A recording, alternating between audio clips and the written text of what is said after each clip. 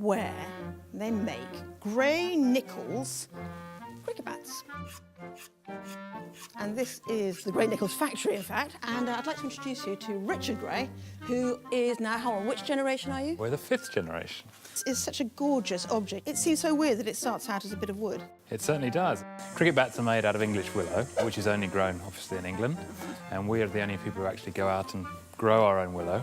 And after about 25 years, we fell them, bring the logs into the site here, cut them into rounds, then on a saw bench, cut them into what we call a cleft, which is a cricket bat-shaped piece of timber, season them, and then they come in here for processing into a cricket bat.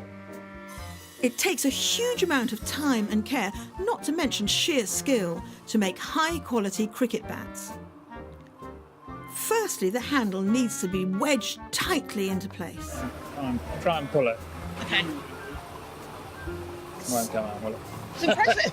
Next, the craftsmen shape the wood by hand to give each bat its individual shape and character. Obviously, because it's a natural material, it's very important that you make it by hand, because each bat is slightly different. So if you just put it through a machine, the pickup will be wrong and the feel will be wrong. It's great watching somebody else work. Well, it's a very nice-looking creature. Can I stroke it? Sounds awful, doesn't it?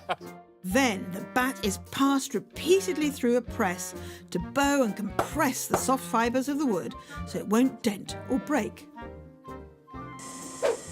Finally, the bats are sanded, polished, bound, the grip applied, and then they're given the official Grey Nicolls seal of approval.